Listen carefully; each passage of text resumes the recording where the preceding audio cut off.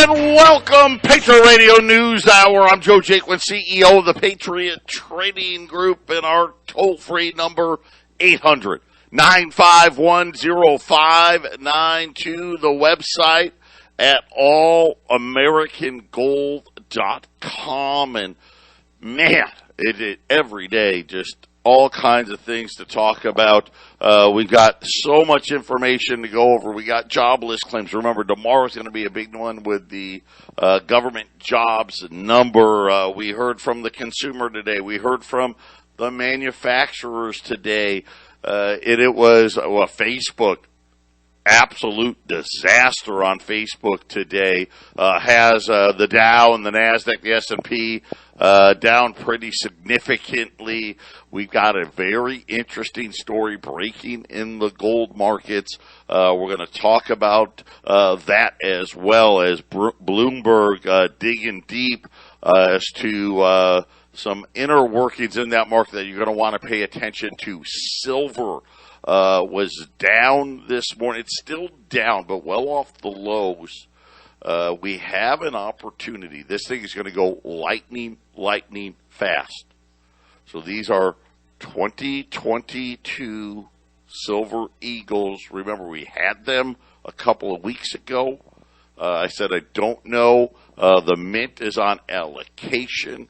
We got a lucky break on 2022 Silver Eagles. It's all about price, and that's really the big thing for today. This is the lowest price on Silver Eagles in almost 2 years. $675 a roll. Do I have that right? I got to. You know what? Let me check on that real fast and make sure. That because it's been very, very quick. We've got 75 rolls, that I know. Let me just check the price. I don't want to get it wrong. Yeah, 675. 675. These are 2022s. They will not last this hour. There's no way they're going to last this hour. When they're gone, they're gone. And then we'll be back to, whatever is out there is out there. 800-951-0592. And like I said, we've had some very interesting things happen in the marketplace. We got to talk about, there was a terror strike conducted by the United States in Syria. Another botch.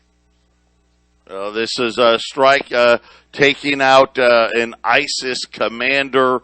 I don't know if it's confirmed if they got their guy, but one thing that is confirmed, 13 people were dead, including a number of women and children. So this week leader, it's just showing. Right, the Biden administration, we had a botched strike in Afghanistan, and again, they're saying that they did get the terrorists that they were trying to get, unfortunately, at the expense of other women and children. Another not a good look, but this is just an example. This is what happens when you have this weak leader.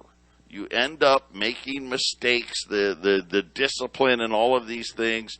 Another black eye for the United States around the world. And obviously this won't play out well for us, but I bring it up because it's important. Right? We talk a lot about the 70s, and of course, I'm telling you, this is going to be way worse than that. I hate to say it. Commodity. If you look at commodities, it's already well above what we saw in the 70s as far as commodity inflation goes. Starbucks came out with earnings. They announced another price increase. This is the second price increase at Starbucks 3 months. This is how fast these things are going, and because you're getting hit on all fronts. And again, a weak president really makes things even that much worse. And really, that's the problem. The problem is we got a lot of weak hands. We got a weak Fed. We got a weak president. Our military sloppy. those are not things that breed a lot of confidence and tends to make things even worse than they already are going to be. And again, as we watch this play out, think about this. Facebook down over 20% today. We had better Netflix. Remember Netflix? They got hammered. Tesla, they got hammered. Now, we had good news. Listen, Google was good. Apple was good. Microsoft was good. But the other of the so-called FANG stocks, not good. The banks were not good. And again, I think we're starting to see the slowdown starting to materialize. When we get back from the break, we're going to talk about that because we had two big pieces of data about this slowdown. So we're again, this is setting up for stagflation. This is what I thought we were going to see, and it's going to be very interesting how all of this plays out. We've only got one phone line open. If you want to get those Silver Eagles, do it and do it now. They're $6.75 a roll. 800-951-0592. When we get back, Jason will be jumping on and joining us, but there's a breaking news out of Bloomberg saying that there is we'll just call what they used, a huge whale buying the gold market and doing it without trying to leave traces. Really kind of an interesting report saying that allowing the bankers to drive the price down and then coming in and essentially backing up the truck. Talk about all of that when we return. Patriot Radio News Hour. We'll be right back. 800-951-0592, Patriot Radio News Hour. We got two lines open already, more than a third gone here. These are 2022 rolls of U.S. Silver Eagles. They are $675 a roll. And silver, looks like silver's getting ready to go positive here. Silver went back down to support today, which was $22. We had a huge move in gold. Gold broke through 1,870, went back to that 1,788 support. Gold's come all the way back. Gold right now 1,805. Silver now back above 2,250. Remember, yesterday we were about 2,275. 800-951-0592. U.S. Silver Eagles 2022s.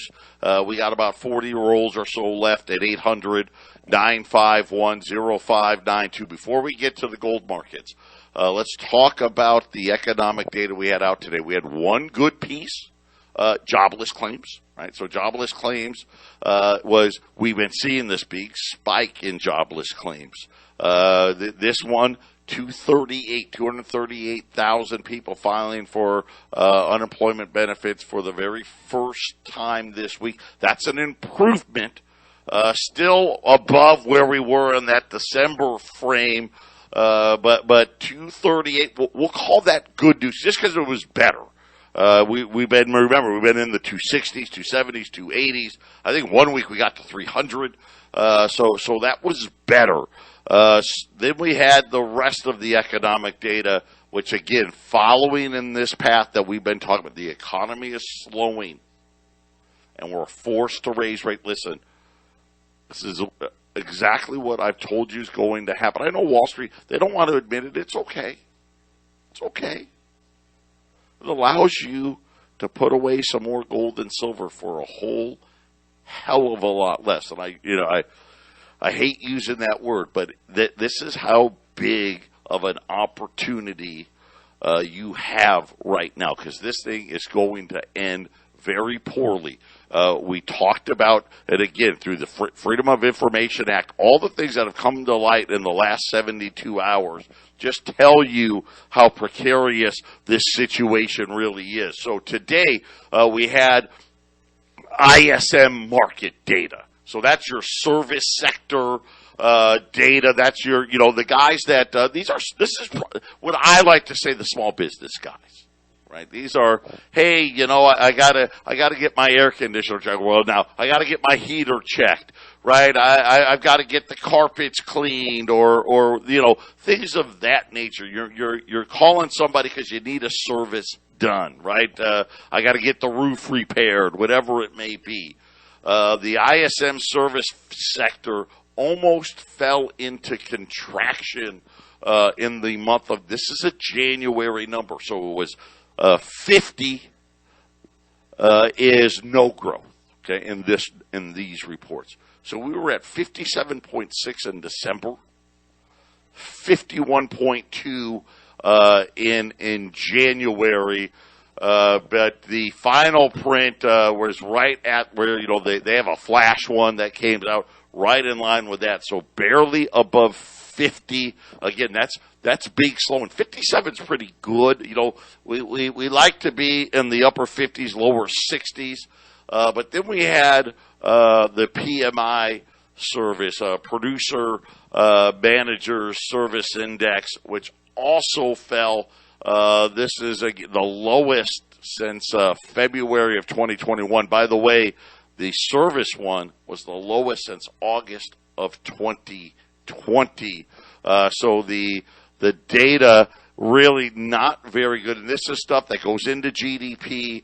They're saying that the only strength in the data was companies' abilities to pass on higher costs to clients through the fastest rise in output charges in months. This is what I told you. Remember, I told you inflation's going to get worse. And this is exactly what this data says today. The data says today, hey, businesses are telling us things are slowing. But they're also saying, thankfully, we keep raising the price, right? And we're still doing it. And by the way, we're raising prices even faster. Look at Starbucks. Twice in 3 months. Remember, we tell this story all the time. You buy the gallon of milk. It's $4. The store goes to reorder the milk, and the guy says, hey, I want $5. So he raises the price to $7. You buy the gallon of milk for $7. The guy goes to reorder. He says it's $10. This is exactly what they've really set us up for. And on the factory orders. So this is the other data that came out today. How many people, the factories out there, right? Hey, calling them up, Smuckatelli, I need more of this and I need more of that. Factory orders dropped in January. They dropped really pretty significantly after surging in November. This is a this is a January number. So we went from 1.6 month over month from November. December was down. January now a drop of 0.4%. That is the biggest month-on-month drop. Think about this. Since really that COVID really started kicking in here, which is April 2020. The biggest drop, if you take out transportation, still no better.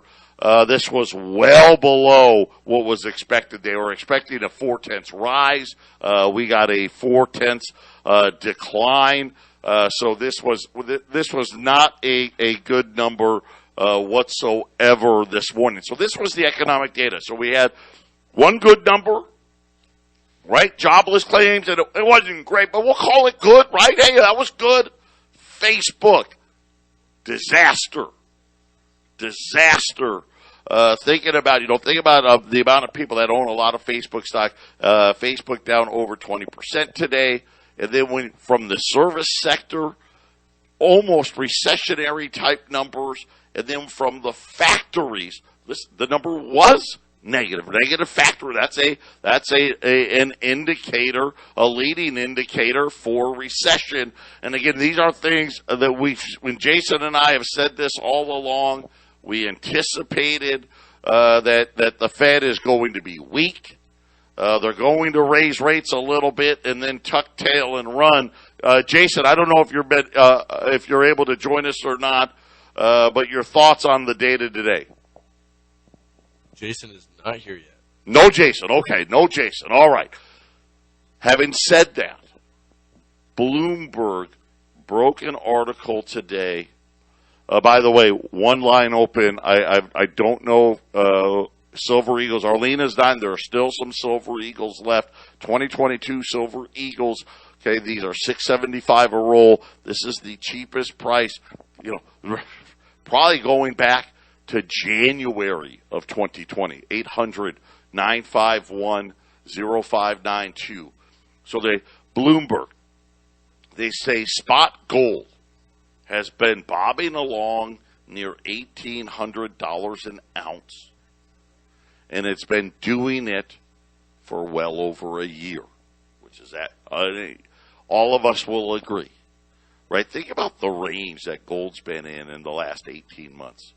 Probably the low was 1740, the high of 1870, but those were 1 days. We had a low of 1840 one day, we had a high of 1870 one day. If you take those days out, gold has been in this really tight range from about 1770 an ounce to 1830 an ounce. We did hit 1850. That was just a few days ago, right? We hit that 1850, thought the breakout, and then they whacked it back down. Here's what Bloomberg is saying. They say that the data appears to show a big buyer somewhere in the water. And they're saying since breaking above the round number 1,800 in July 2020, gold has dipped below $1,800 19 different times on a closing basis. So it closed above $1,800, 19 different times it's closed below $1,800. Only, right, to go back above it, right? That's how, so think about it. It's almost like, take like a basketball game, right? A team's up by 1, the other team scores, they're up by 1, they goes back, the other team scores, right? It's back and forth, back and forth, back and forth.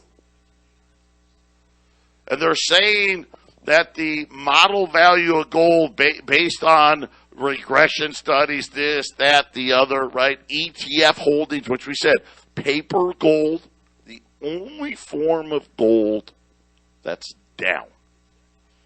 Gold jewelry, up. Gold investment, up, right? Gold for industrial, not that there's a ton, but still up. Everything about gold is up except for paper. They said clearly the data indicates a whale who considers the metal a long-term hold. Such whale activity, which does not show up in ETFs, in other words, whoever this buyer isn't interested in paper, nor does it show up in futures. Right? These are contracts, right? When we say spot gold, like right now, spot gold's 1806. That's a futures contract for the February contract for gold. And futures contracts for people that want to know, that's gold in the ground, right? A miner, as an example, would sell, I'll give you an example. December gold is at $1,820 right now. That would be, hey, I need to deliver gold in December. Somebody's willing to pay me today $1,820 for gold that I need to deliver in December. Now, in December, right, gold could be $2,000, right, and they still would have to deliver at $1,820. Gold could be $1,770. It still would get delivered at $1,820. They say none of this shows up there. The amount of buying they're seeing every time gold dips below 1,800 requires a substantial buyer in the marketplace. accumulating gold in size in the London over-the-counter market. The vaults in London are not showing the metal being stored there. Matter of fact, according to Bloomberg, the amount of metal being stored in London over this time period is only up, a couple million ounces. Nowhere close to enough. They say the data suggests whoever is buying in scale and leaving little footprint in the market. They are taking delivery. They are storing in the metal in a secure, what they're calling invisible vault, which just means it's not in London and it's not in New York. Because that's where, the gold price trades and we have the vaults are there. This is somebody that says it strongly points to a sovereign buyer. Gee, I wonder who that is. I mean, can we say it? Right? Does that sound like China? Does it sound like China? And they even mentioned China specifically. And now Bloomberg saying they don't believe China's reporting. They believe China is holding on to massive more amounts of gold than they're letting on. 800-951-0592. We have 31 rolls of 2022 Silver Eagles remaining. This is the lowest price on Silver Eagles. Man, really long time. And especially fresh ones here, 2022s. They're $6.75 a roll at 800-951-0592. Gold has just gone positive. Silver now back above 22.50. The really interesting thing this morning. So at about 9:45 this morning, gold was 1803. In a matter of seconds, and we see this happen all the time, in a matter of a minute or two, all of a sudden gold's down to 1788. That's just simply, I would assume, normally it would be, hey, that's just a banker shorting the market, trying to make a buck. A trader trying to make a buck. Let me see if we can get gold to break 1800. And it does a very typical trading pattern. Let's go down to the low, right? When Jason and I, we talk about higher highs and higher lows and lower highs and lower lows. That 1788 right now is kind of the floor here for gold. And it does it in minutes. Over the preceding next 20 minutes. So say starting around 9:50 this morning till about 10:15. A huge buyer emerges. And now, as I said, gold here, 1807 now. So gold now back to just above positive territory. We don't see that a lot. And of course, this is not what Bloomberg was talking about. So we had a buyer emerge in these markets. But what Bloomberg was talking about is something much bigger than that, and pointing squarely at the Chinese, saying that the Chinese have been gobbling up gold. Well, they don't. Let me just read what they say. Central bank. So first of all, Bloomberg says it's a sovereign buyer. That's what the sign points to. This isn't Warren Buffett. Of course, Warren Buffett does buy gold, but this isn't a big billionaire buying it. Central banks normally declare to the IMF the amounts of metals they have on their books. We talk about this all the time. Central bank buying is at record levels, period. But there are precedences where this has been done, i.e., governments countries buying gold and not reporting. They specifically call out China and say from 2009 to 2015, China reported no change in its gold holdings, only to reveal later that it had bought in 53 million ounces during that time. And so, once again, I think what we're going to find out here is the buying by these central banks, which is at all-time record highs, is actually a lot more than that. And I believe that we're going to be getting an announcement, this is just my opinion, very, very soon from China, that they've got a lot more gold than they've been telling the world about.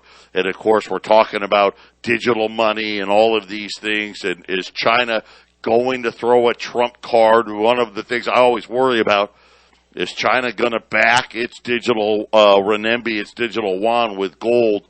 This could be a very interesting event. It's very interesting that this was breaking on Bloomberg today. Jason, I think I heard you in the background. I'm here. Thoughts about that? You know, I've contemplated the whole, we go to a digital currency and with a great reset. I think when it comes to gold in that situation, Joe, I think the only way that it backs up these digital currencies is under extreme stress and extreme market crashing and economic end of the world sort of things.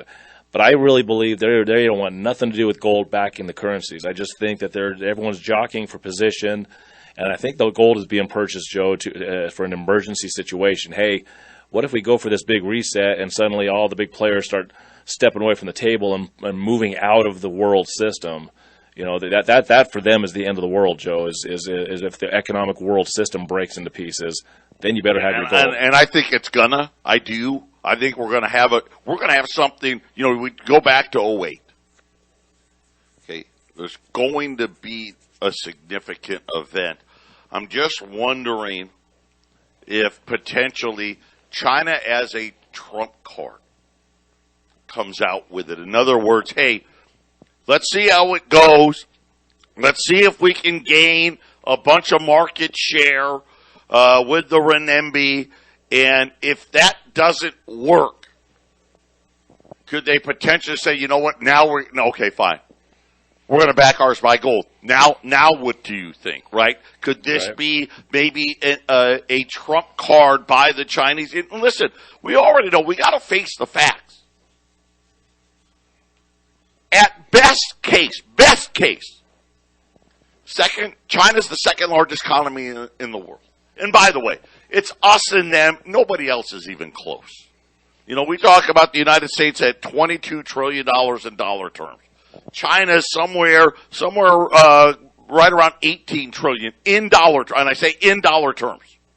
Because in terms of stuff, China's bigger. But in dollar terms, that's where we're at right now. The guy that's in third place, it's like $5 trillion.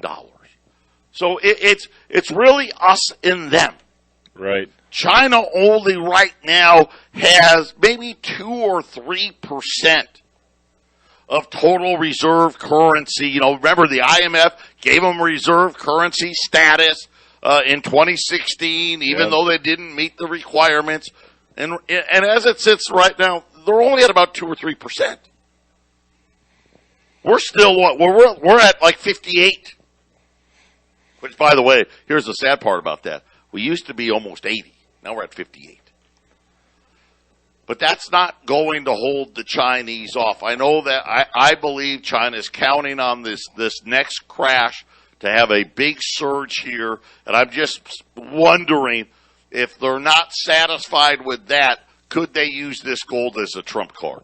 Yeah, like I said, I think it's an emergency situation. I know where you're going, Joe. I still think, and you nailed it, but with China, they started buying more gold than anybody, and they started buying more special drawing rights from the IMF. For them to independently try to take over in their own new system, there's a lot of unraveling to do, and I think they're fully in the system. I mean, look what we found out Monday. Look at how much money the Fed gave the entire world to keep their system just in need of their money. That's a great point. That's a great point. We'll be right back after the break. 800-951-0592. Whatever's left here on the 2022 Silver Eagles, there are 675 a roll. And I know we've been saying it for a year and a half. And it can get frustrating. Silver is, in my opinion, the most undervalued commodity right now, period. Funny part about it is probably platinum second, right? Gold's in there somewhere as well. Gold's in the top 5, but silver, and I'm talking all commodities. There's going to come a day, and I think it's going to be in 2022, where you are going to see silver go on a power move. And again, I know it doesn't make you feel any better today because you've been waiting and waiting. Picks them up. 675. There's no scenario where I see silver going below, below where it's at right now. In the low $20 right now, $22.50, but it's almost impossible when you think about, and especially the demand side of silver, which has been off the charts here. $675 at 800-951-0592. And Jason, I think you're right. Listen, I think China very much wants to say, well, the United States, they say they've got 8,000 metric tons. That's what we say. We don't audit it, but we say it. And according to, if you want to believe the mint director, a lot of that, most of that, is in non-delivery form. When they seized the gold from the citizenry, allegedly when they melted it down, they didn't take out the impurities. Some of the bars, allegedly, you could still see, like the Liberties and the Saints, you could still see the pictures on it. It kind of defies logic. It almost defeats the purpose of melting it down, but that's what they say. Right, and Joe. Who am I to argue? I don't know. I'm not allowed in Fort Knox. Those gold bars are gone, Joe. Those are long gone. Those don't exist. In my opinion, I don't think those exist anymore. I don't think there's anything in Fort Knox. And if you look at the law behind the confiscation of gold, that gold belongs to the banks. It's gone. But well, it's a good little wrinkle, Jason. It never belonged to you anyway, according to the government. But I think that China very much wants to say, we've got 8,000 metric tons. Right now, officially, China only owns officially a little over 2,000 metric tons. Bloomberg has not said how many metric tons they believe a sovereign country has bought. For whatever reason, it seems like the way I'm reading the article, they believe it's one country that's been doing all of this buying for the last couple of years now. And of course, logically, there's only really one country that has that kind of buying power to begin with. So without saying China, they said China. And it's very interesting because that is very much the way China likes to do things. We don't want to be flashy, right? We don't want to make announcements, right? Because obviously, here's the bottom line. If everyone knew, could you imagine if everyone knew China was buying hundreds, potentially thousands of metric tons? Where would gold be? They didn't want gold running while they were buying it. And so this really does have all the fingerprints, Jason, of China in the market. That's correct, Joe. And to explain why I believe China doesn't want to break away from the system is because their central bank controls their government. It doesn't matter if you're a democracy or if you're a communist. These are all private central banks. So you got a bunch of white Europeans and Americans that own Chinese central bank. And I'm sure there's some Chinese people that are, high up guys that own part of that central bank. But it's a bunch of white guys that runs China's central bank, and that central bank owns their government. So our Fed and their central bank in China, it's the same guys. So if China is not doing what the powers that be want, they will crush that economy. China has to step in line, Joe. This is why I say I think the gold buying by China, Joe, they're the second biggest economy in the world. They need to have a large amount of gold if the system in place is weakened. I think all these countries buying gold, Joe, they're buying the percentage of gold they need that reflects their economy in this world system. That's kind of what I think is happening. That's a really good point. And when we sit here and think about some of those things, that makes the most sense, which is, hey, listen, we've got to catch up, right? All of these countries, got to remember, they thought gold was dead, right? Alan Greenspan was getting ready to get the shovel out. Let's bury gold. Look at Great Britain, right? Britain central bank buying was Gordon Brown sold all their gold at $250, $258, right? Now all of a sudden, all these nations need to get back in line, right? And okay, we're going to have these gold holdings. Let's use the United States as the gold standard at this alleged 8,000 tons. Well, here's the thing. The way it's going, China, 4 or 5 years, even in dollar terms, they're going to be number one. Which, to Jason's point, we want our place on the world stage. We better have gold holdings equal to where the United States is, which just means that's a lot more gold to be bought. 800-951-0592. We got about 15 rolls, give or take here, of U.S. silver. We may have a little less. So we got two lines that Arlene's on the line, Brittany's on the line. Got two lines open. Connie's here as well. 675. Jump on this thing. 800-951-0592. Some 2022 Silver Eagles came available in the marketplace. Our allotment was 3 cases. Looks like we're going to be through those 3 cases. And then, of course, today, remember, slowing economy, guys.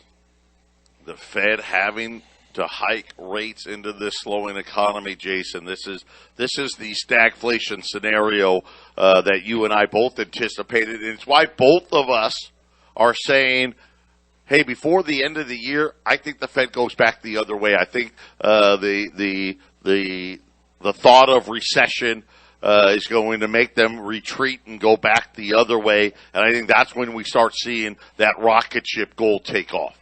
Yeah, Joe, and I think they'll have some emergency or minor emergency in the news cycle, so that for people that don't understand this stuff, they can point the finger at that. Yeah, you get a little blip in the derivative market, something, we'll probably get the mystery, one of the banks will send the letter to the central bank saying, hey, by the way, we're going to have a little problem, right? I wouldn't be surprised. Would we? The chances that we start bond buying again without ever starting quantitative tightening, I think that's a real possibility. Right, Joe, and it could be something as far as let's just boost the Ukraine storyline too, and now the Russians are ruining the whole world economy. That's always their favorite, right? Yep. War is always their favorite one. It doesn't have to be war this time. There can just be, the Russians stop sending natural gas and oil one way, we put sanctions on them the other way, and now the whole thing crashed. Well, it's the Russians. So there you go, and they can blame us. And I'm going to tell you right now, if that actually happened, in all seriousness, that will be total disaster.